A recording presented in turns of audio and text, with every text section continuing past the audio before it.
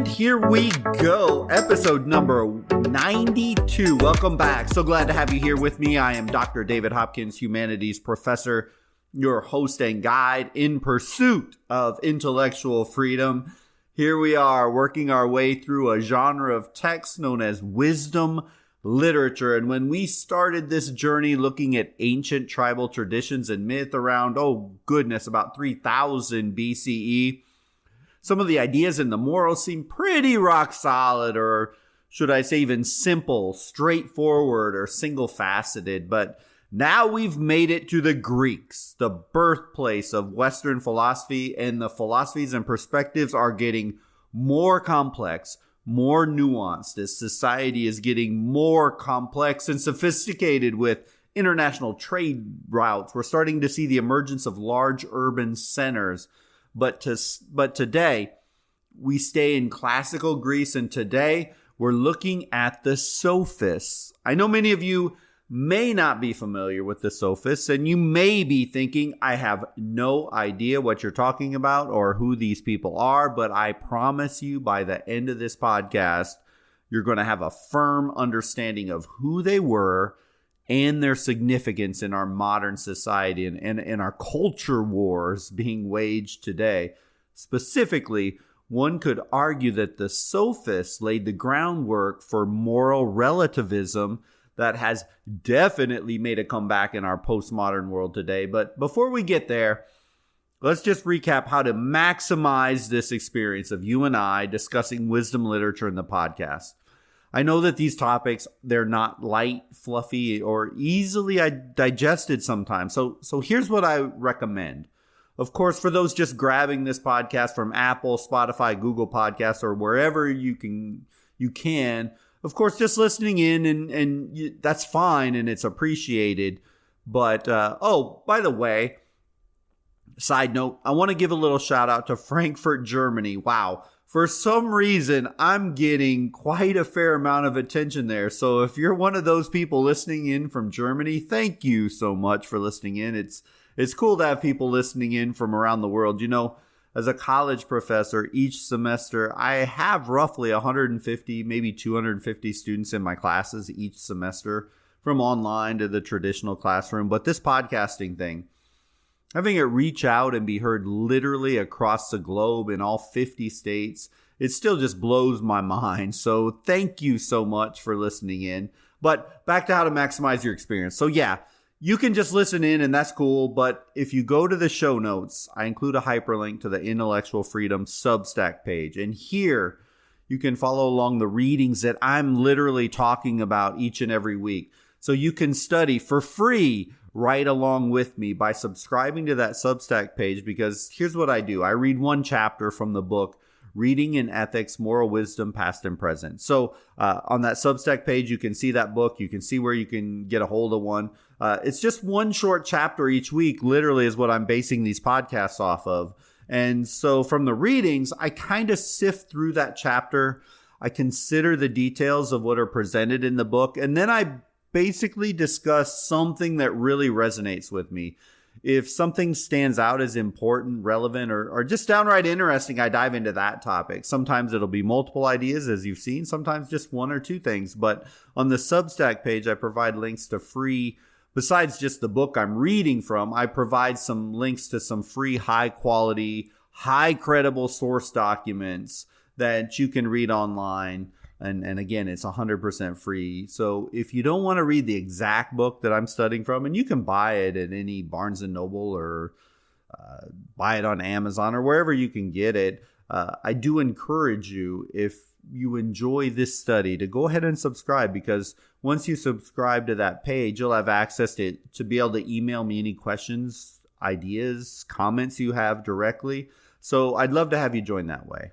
But okay, enough with the intro stuff. Let's do this. The Sophist. Now, if I'm going to be honest with you, I struggled a bit where I wanted to go with this podcast in looking at the Sophists. I've been introducing them, this rising academic group, the Sophists, the past couple of weeks when I talked about Socrates and Plato, as they were in the background of their stories, their lives, and their philosophies. But now it's time to really deep dive into them. Who were they? And what in the world did they believe? And why should I even care about that in our world today? The early Sophists are a bit of a mystery, actually. We only know bits and pieces about them. And actually, some of the readings from the Sophists, they're anonymous. They don't even have an author attributed to them. But the term sophist, just like the word philosophy, it comes from the Greek word sophia, which really in Greek means wisdom. But how are we to differentiate between philosophy and sophistry? I think there's one big difference. And I think if you get this one difference, you'll understand how they are not the same thing at all. I think there's one thing. Socrates and Plato, they were no fans of the Sophists at all, because sophistry broke from philosophy and focused on rhetoric.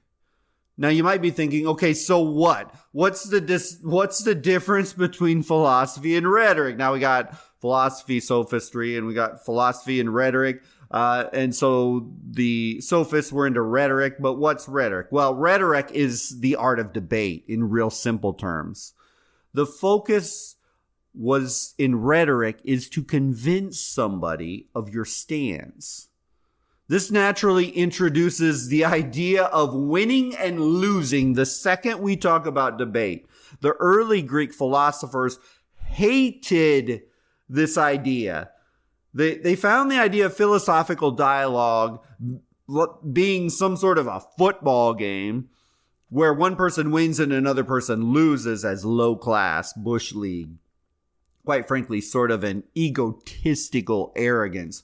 Especially for Socrates, this idea of winning was a non-starter, as you cannot win wisdom, as you can never fully achieve enlightenment. And if you say you are quote unquote fully enlightened, or I won that debate, I've reached the ultimate level of intelligence, well, then you're nothing more than a pompous, egotistical ass. Sorry for the language. As for the traditional philosopher, we're always in a state of trying to figure things out. You never have it completely solved. You never, quote unquote, win.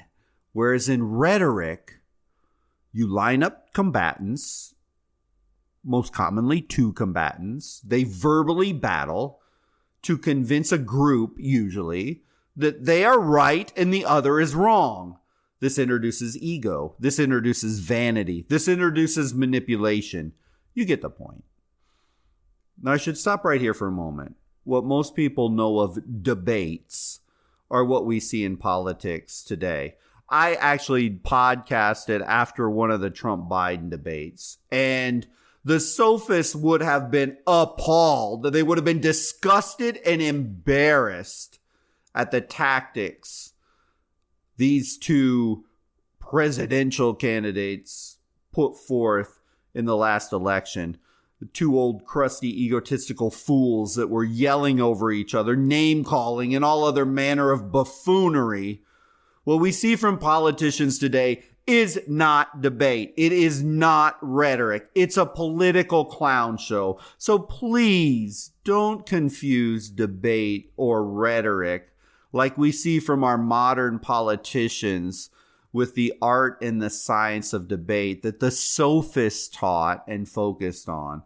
I definitely don't want to paint the sophists with the same brush we would our pathetic Democrats and Republicans ankle biting each other. They are not the same thing. Not at all. Yet I also don't want to make it look like the philosophers were all pure as the fallen snow and they had no desires to win in their discussions of philosophy, because if you read Plato and the Socratic dialogues, much more than what I talked about in the podcast, you can see as much as Socrates said he despised the sophists' focus on debate and winning, well, it's fairly clear that Socrates and Plato had very intentional points that they were trying to make, and in a sense, whether they want to say it or not, they wanted to win or at least make their points as cogently convincing as possible. I think the main ideas and the main thing that Socrates and Plato disliked, even more than this idea of winning or losing, was the money-focused mentality of the Sophists. Get this here. The Sophists were money-focused in many ways. Traditional philosophers like Socrates and Plato felt the focus should be on rote wisdom, morals, ethical teachings, learning, but that shifted to making money with the Sophists. Now, as early as Socrates' time, the Sophists started to emerge, and they were wandering teachers for pay, really. And they went from Greek city-state to Greek city-state, and they were teaching. But why did this just emerge on the scene, this gun-for-hire tutor or teacher? Well, we were starting to see the emergence of a money-driven economy. Like I mentioned a bit earlier, merchants and a middle class, they were starting to show up. They were not educated formally growing up. Much of the new wealth came from the lower classes that usually didn't even know how to read well, if at all. But as their wealth grew, this growing group wanted to participate more and more in the political and the social circles, the higher social circles of Athens that were previously reserved only for the wealthy, the landed aristocracy. They saw education as this this emerging wealth, they saw education as a golden ticket into success in Greek society. And the Sophists, they stepped in to fill that demand. You see, Athens during the classical age was in the midst of a big social upheaval due to this budding new moneyed group of people. And the Sophists promised to teach the new rich how to compete intellectually with the aristocrats. As to match wits with this wealthy, educated aristocracy, the tool of rhetoric and debate, focusing on rational, objective argumentation and critical thinking, was required. And this was nothing the lower classes of society would have ever been exposed to. To their credit, this new moneyed group knew they needed to up their game intellectually. The Sophists, if there was a marketing model, claimed to teach excellence. This broad idea of excellence included virtue, morality, and the ever-important political science.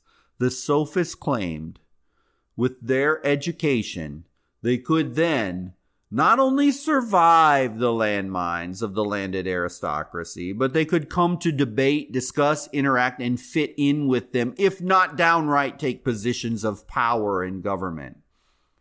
It's interesting when one reads deeply on the Greeks and their changing social landscape and budding democracy, because the Greeks were keenly aware of the possibilities of manipulation in this new legal and political order known as democracy. But regardless of the pitfalls, the new moneyed families were willing to pay extremely high fees in order to acquire the skills that they thought would advance their economic and political interests. They weren't born with silver spoons in their mouth. They had to up their game 50 times higher than someone who was born into the aristocracy.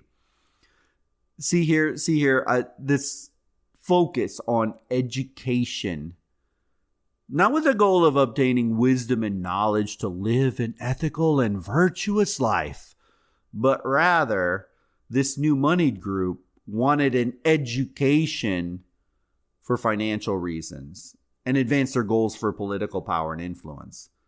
This still holds to this day, right? I mean, if you ask every one of my college students right now, why are you in college? 99.999% will not say, well, I'm here at college so that I can become the most ethical, the most moral person, and I'm infused with intellectually deep wisdom. Oh, no. Most of college students will say, I'm in college to get a degree.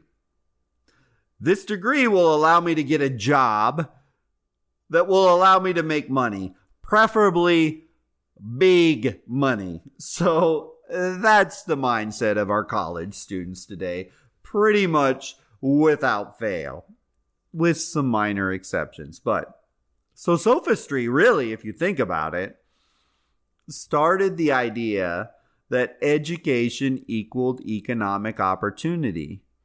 But again, I don't want to degrade the sophists down to where we are at in higher education in 2023. It was still miles and miles more intellectual than where most of society is today. Heck, today, one could argue, if they wanted to, that Harvard isn't really a university. It's a $40 billion hedge fund that just happens to enroll students in college at over $50,000 a pop. Well, okay, I might be going a bit far with that statement, but I think you get the point. Our education system, at least here in America, is a shell of what it once was, and it is dominated by administrators with dollar signs on their mind pretty much all day, every day, minus a few faculty meetings where they say how important the education is and how they love all the teachers, etc., etc. So I don't want to make the sophists appear to be anywhere near the money-grubbing greed we see in our quote-unquote elite universities, especially today. So what did the sophists believe? What did they teach? Let's get into some of the core teachings here so that you can appreciate what the sophists were pushing out there. Number one, the sophists avoided extreme positions and accepted that we have a common fund of experience which permits us to enter into a meaningful exchange of ideas in an orderly intellectual manner. I guess you could say in many ways it mirrors a scientific method whereby we can form an idea, we can test an idea, we can reform an idea based on our exchanges, and then hopefully reach some meaningful consensus and conclusions. Very objective, very rational. They would have rolled their eyes in disgust at modern politicians saying things like, if you vote for a Republican, you're voting for a fascist. Or if you vote for a Democrat, that means you want America to become a socialist hellhole. Can I just say real quick, the hyperbolic extremes need to be shot down and ignored almost 100% of the times. Don't let the extremes of a person, a political party, a news story sway you. The sophists definitely rejected the extremism and deep, horrid divisions that the media and politicians shamefully try to drive into us. However, one thing is sure with the sophists. They challenged the foundations of popular and long-held beliefs in Greek society. They definitely wanted to take on the status quo traditionalists. Of course, that stands to reason. They're educating this budding new previous lower classes to help them find a way and a position inside of the higher rankings of society. So, for example, Pythagoras, a key sophist, argued that he did not deny the gods. He merely couldn't say tangibly whether they existed or not, or what form they took. You can imagine this would hit Greek culture like an earthquake, as unquestioning belief in the gods was one of the hallmarks of the early Greeks throughout the classical world. That same mentality still exists to a certain extent in Christianity and Islam and in all of the core faiths. They get embedded into the political dynamics of any culture, and then it's hard to root them out. And wow, when the sophists are saying, I can't say tangibly whether they exist or not. They might exist, but that's beyond my scope. As if that wasn't enough, the sophists also believed that moral beliefs were a matter of convention set up by society. And the sophists were very skeptical of the moral beliefs put in place by religious institutions or government. They literally challenged the validity of the oh so important, oh so untouchable aristocracy and their oh so intelligent laws that they forced upon all the people in society. Oh, and one more side note here. So Socrates and Plato, they both abhorred the Sophists and claimed not to be Sophists, but in many ways they had similar views. And there was some common ground. I mean, if you recall from our readings on Socrates, he was sentenced to death for corrupting the youth. And one of the most contentious points was when Socrates said he wasn't smart enough to know if the gods did or did not exist. So to ask him definitively to agree that the Greek gods ruled was beyond his ability to understand.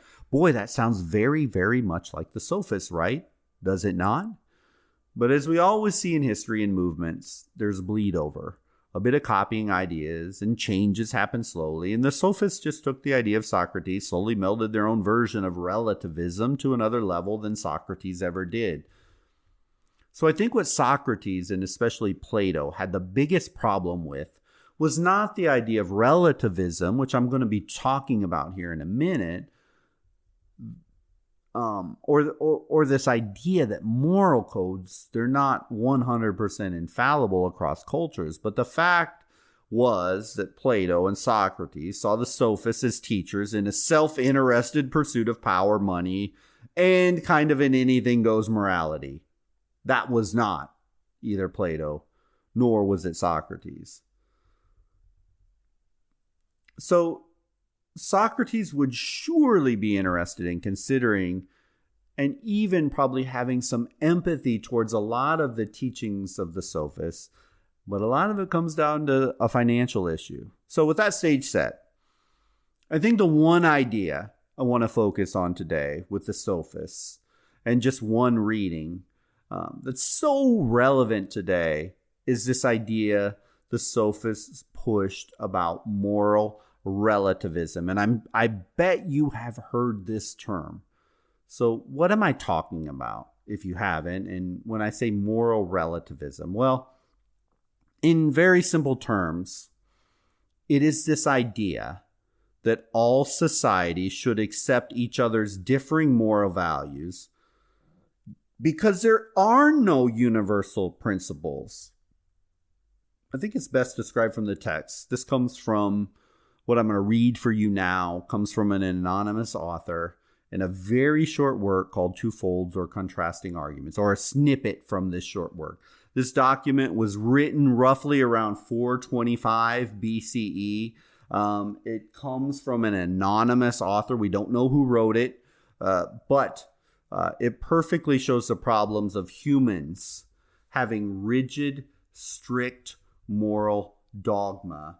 And the Sophists just struggled with this. So let me read for you quickly here on this. So Anonymous says this, quote, "Contrasting arguments are also put forward on what is seemly and shameful. For some say that what is seemly and what is shameful are two different things. As the name differs, so likewise does the reality. Otherwise, however, say the same thing is both seemly and shameful. For my part, I shall attempt an exposition of the matter along the following lines. For example, it is seemly for a boy in the flower of his growth to gratify a respectable lover." Keep in mind, too, we're talking about the 4th century BCE. It was very common for young boys to be attached to older men. It was just part of their culture. But it's shameful for a handsome boy to gratify one. Turning pages here. Not his lover. And it is seemly for women to wash indoors, but shameful to do it in a wrestling school. But for men, it is seemly to wash in a wrestling school or gymnasium. And to have sexual intercourse with one's husband in private, where one will be concealed from view by walls, is seemly. To do it outside, however, where somebody will see, is shameful. And it is seemly to have sexual intercourse with one's own husband, but very shameful with someone else's. Yes, and for the husband too, it is seemly to have sexual intercourse with his own wife, but shameful with someone else's. And for the husband, it is shameful to adorn himself and smear himself with white lead and wear gold ornaments. But for his wife, it is seemly. And it is seemly to treat one's friends kindly, but shameful to treat one's enemies in such a way. However, I shall go on to what cities and nations consider shameful. To Spartans, for example, it is seemly that girls should exercise naked or walk around bare-armed or without a tunic. But to Ionians, this is shameful. And in Sparta, it is seemly that boys should not learn arts or letters, but to Ionians, it is shameful not to know all these things. Among the Thessalonians, it is seemly for a man to first select the horses from the herd and then train them and the mules himself. And seemly for a man first to select a steer and then slaughter, skin, and cut it up for himself. In Sicily, however, such activities are shameful and the work of slaves. To Macedonians, it appears to be seemly that girls should love and have intercourse with a man before marrying a man, but shameful to do this once they are married. To Greeks, both practices are shameful. The Thracians count it an adornment that their girls tattoo themselves, but in the eyes of everyone else, tattoo marks are a punishment for wrongdoers. Massagetes cut up their parents and then eat them. It seems to them an especially seemly form of entombment to be buried inside one's children. If a person did this in Greece, he would be driven out of Greece and die a miserable death for doing things that are shameful and horrible. Again, to Lydians, it appears seemly that girls should prostitute themselves to earn money. In that way, they get married. Among the Greeks, no one would be willing to marry any such girl. I think that if one were to order all mankind to bring together into a single pile all that each individual considered shameful, and then again to take from this mass what each thought seemly, nothing would be left. But they would all, severally, take away everything, for not everyone has the same views. To put the matter generally, all things are seemly when done at the right moment, but shameful when done at the wrong moment. What then have I managed to do? I said I would demonstrate that the same things are shameful and seemly, and I demonstrated it in all the above mentioned cases. So, end quote. So if we go here, really go here, there's an important question to answer. How can one human, one religion, one culture, one leader claim 100% to have the correct moral code when in fact we see a massive diversity of idea and opinion on what is or is not moral? It's a fair question. It's a fair question for a Christian, a Muslim, or anyone who unabashedly believes in a moral code. Now, today isn't the time nor the place to give the religious views of Christianity or Mohammedan Islam or other faith-based leaders on this topic. Trust me, their time will come, and their rebuttals to moral relativism will be heard if you stay with me through this series of wisdom literature. Our study of Jesus Christ is coming up, in 5 weeks or so. So today, I want you to get the Sophists and this idea of moral relativism, because they objectively, rationally look out across cultures, even just within the same Greek city-state structure, and they see differences and why. And so their philosophy on moral relativism is important. To the Sophists, intellectually, it was important to be on guard for human-created or artificial truths. Artificial truths versus natural truths or natural laws. A natural law, in opposition to an artificial or a human-created law, is a law of moral and ethical rightness, if that is a word, or justice, held to be common to all humans and derived from nature rather than from the rules of a society or a king or a governing board. A natural law is a universal law, and it applies to all people at all times. And to break a natural law to the Sophists is a violation of humanity. It's the same for everyone everywhere. It's just so hard to find them. Just off the top of my head, as I'm talking to you here, one might say that just murdering people randomly or indiscriminately for sport or no particular reason is a violation of a natural law. Because if humans begin to just indiscriminately murder each other, well, society would collapse as we know it. So one could say that murder is a universal law. Now, in the realm of the criminal justice system, most societies create a different hierarchy for murder. First degree murder, second degree murder, self-defense, etc., etc.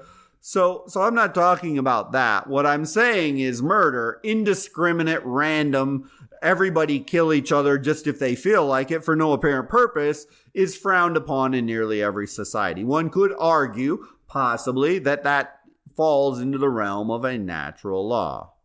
Or let me give you a more tangible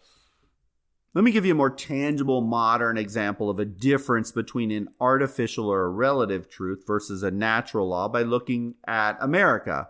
And let's talk about Martin Luther King Jr. We all know the great pastor, the civil rights leader, and icon of revolution in the 1960s. Eventually, he's gunned down for his beliefs. But to Martin Luther King Jr. during his crusades for racial justice, at its core, he wrote and crusaded on the pillar that there was a natural law being violated in the United States, a horrific injustice to African Americans in the form of racism. This racism took many forms, and in his letters from the Birmingham jail, something I recommend everybody should read it. If you have not read it, make sure you read Letters to Birmingham Jail. In fact, I'm going to go ahead and in the Substack page, I'm going to put a hyperlink to a free copy of it. It's not long. You should read it. But we can see in this letter this push-pull of the Sophists and the idea of an artificial truth implemented in America in the form of man-made laws versus a natural law. And I don't mean to veer too far off the path into the 1960s in America, because we're supposed to be in the 4th century BCE in our classical Greek studies. But I think this letter from the Birmingham jail provides a stirring and a very insightful glimpse of the relativist philosophy that the Sophists were fixated on. So, as we've been talking about the Greeks versus Martin Luther King's actions and his fight for natural laws to win out.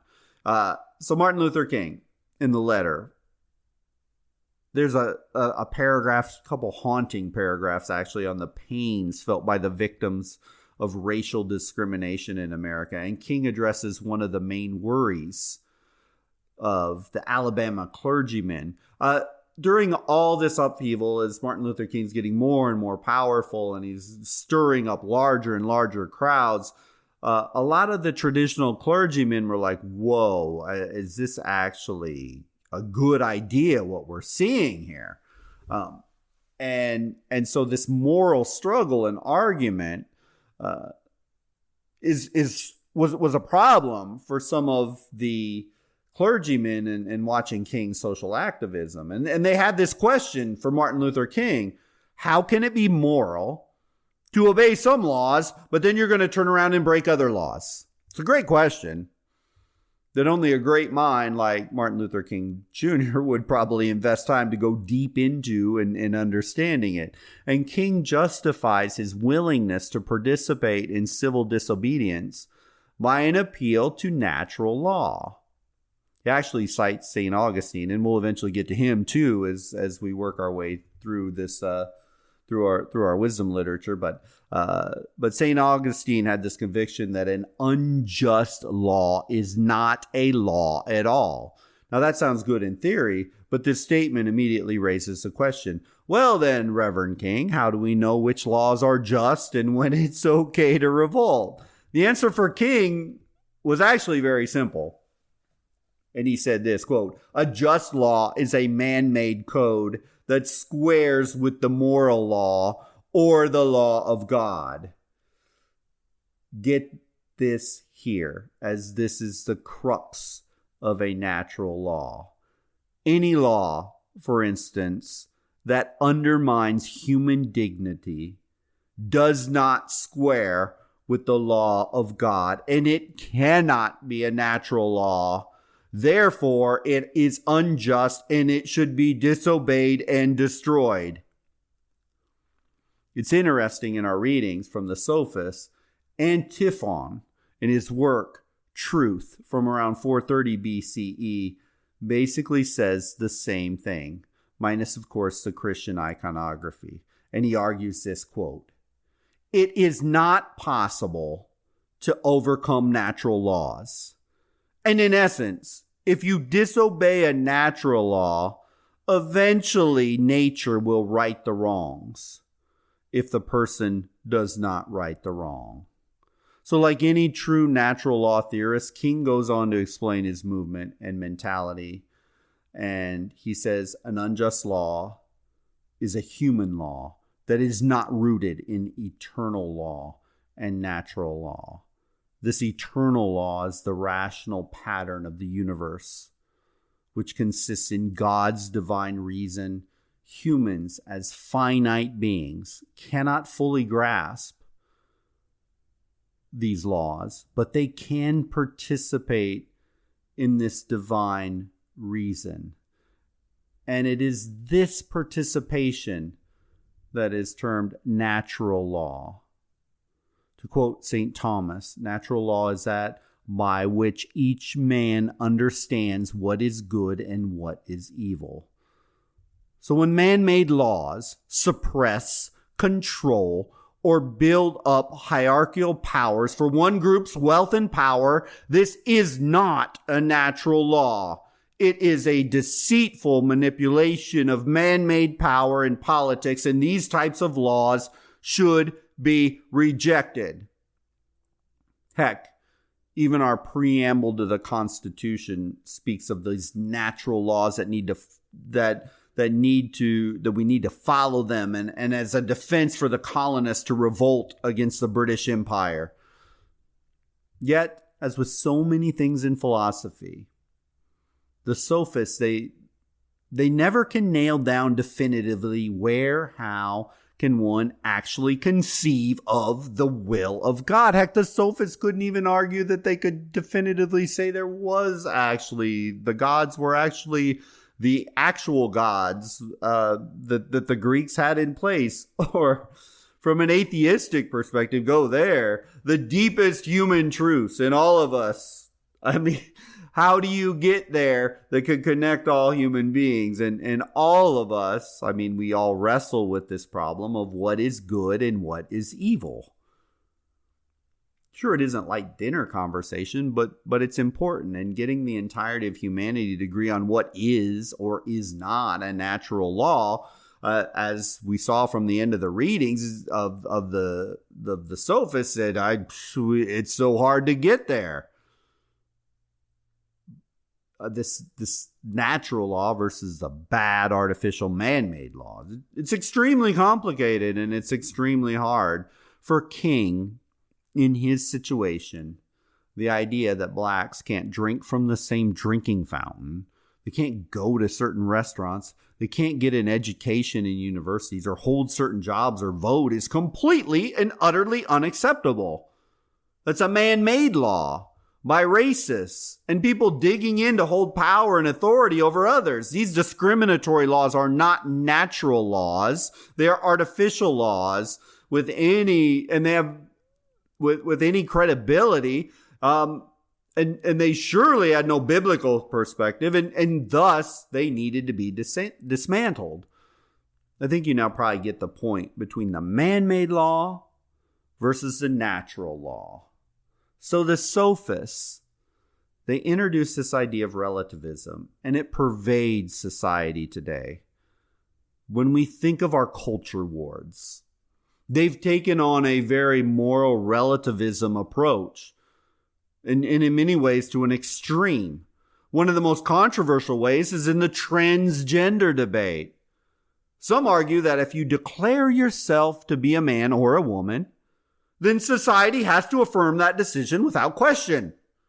Because who's to say whether you're a man or woman except the person who says it? The other side of that debate would argue, well, no matter what you feel like, you don't get to change your biological identity. One side would be arguing from a moral relativist perspective. The other side from a more biological or a natural law perspective, so they believe.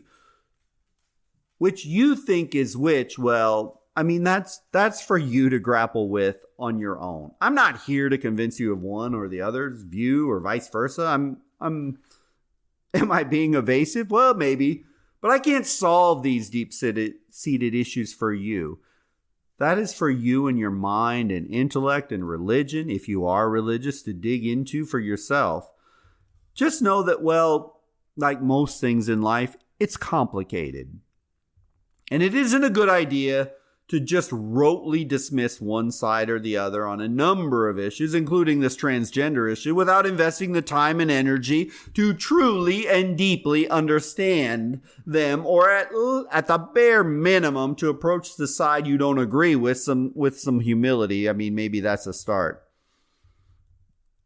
Let's face it, morality and culture is always shifting, and to what speed and what degree is always a point of contention. Usually between the older and the younger generations. But this idea of moral relativism, which shocks and angers many, it's not brand new. These culture wars are not brand new. The concept that we struggle with right now, it's been around, well, almost since the beginning of philosophy, and it was extremely contentious with the Sophists and the established traditional powers of the Greeks. And it's very contentious in our modern world today. I mean, we view it in a different way. We have the speed at which we can transfer information and how anybody can have an opinion anywhere and put it out on the web and social media is a rapidity of ideas that we've never seen before. But the Sophists, to kind of summarize this thing up for us today, the Sophists, they were the first of the education for money crew. They drew the ire of the old school philosophers as well as the traditional political class, but they surely served important functions with that because, number one, they educated a group of people that never had access to a higher level of education. Number two, their focus on rhetoric, argumentation, and rationality in their writings lives on to this day. And number three, as we talked about, introducing this idea of relativism. It's very important, and for sure we see that in our society today. So I guess if we had three things the Sophists did, they educated a group of people that never had it before. That's awesome. Their focus on rhetoric and argumentation, rationality in their writings exists even now, and that's awesome. And as we talked about, this idea of relativism, some people despise it, but the fact is it's an important idea, and we've added around, and so they kind of form the baseline of that for us today. So these are just a few of the things we can take from the Sophists. But I think we've covered enough ground for today and in this podcast. But I want to invite you, even encourage you to read more. There is some incredible depth and complexity to the Sophists. So be sure to check out the show notes. Subscribe to the Substack page so you can access the readings. Like I said, I'll throw in there Martin Luther King's letters from the Birmingham jail and have a look at that. And you can see his focus on an argument on natural laws versus artificial laws. And I mean, take it as deep as you want to go. Look, I've been in higher education for most of my adult life and I love it. But if I can be real for just 1 second, a structured course that you would take in college and pay money for with a preset number of learning objectives that are pushed up to the state and accrediting agencies is way too limiting and way too restrictive for you to truly and deeply be educated and wise. You have to own your own education. And you have to self-explore. Not every topic maybe interests you, but find what interests you and go as deep as you want to go with it. And like I say, if you want to even go deeper than what I'm putting in the show over on that Substack page, hey, shoot me an email. I'll give you even more material than what I'm putting out there. So, it's just the best way to do it. You can read, studying, listening to the lectures or podcasts, but go beyond the superficial fluff. Don't get me wrong. I love some superficial fluff stuff too, but you also have to infuse it with some deep thinking and studying on your own. Don't get stuck where you're at. Go deeper. So take this podcast and run with it. Read, study, ask questions, and you will expand your wisdom. No doubt about it. Again, so glad to have you with me today and for listening. Hope you enjoyed the Sophists. And next week we move on to Aristotle, and he surely was an intellectual heavyweight we're studying. So until then, hope you have a wonderful week. Take care.